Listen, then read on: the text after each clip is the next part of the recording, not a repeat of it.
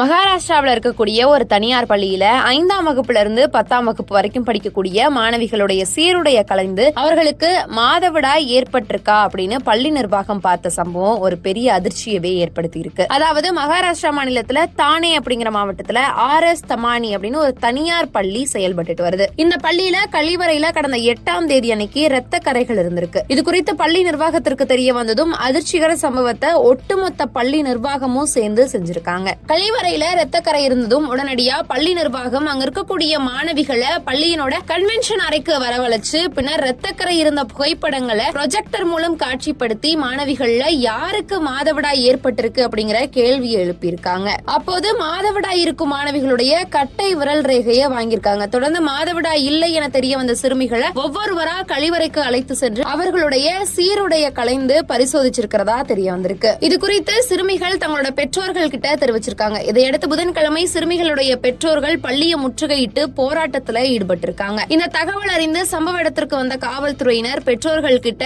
உறுதியா நடவடிக்கை எடுப்பதா கூறியிருக்காங்க. இதையடுத்துதான் இந்த விவகாரத்துல பள்ளி முதல்வரும் 4 ஆசிரியர்கள், உதவியாளர்கள் மற்றும் 2 அறங்காவலர்கள் மீது FIR பதிவு செய்த காவல்துறையினர் இந்த விவகாரத்தில் பள்ளி முதல்வரையும் மாணவிகளை கழிவறையில வைத்து சீருடைய கலைந்து சோதனையிட்ட தொடர்ந்து இந்த விவகாரத்துல போலீசார் விசாரணையும் நடத்தி வராங்க. அந்த 8 நபர்கள் மீது போக்சோ வழக்கும் பதியப்பட்டிருப்பதாகவும் தகவல் வெளியாகி இருக்கு.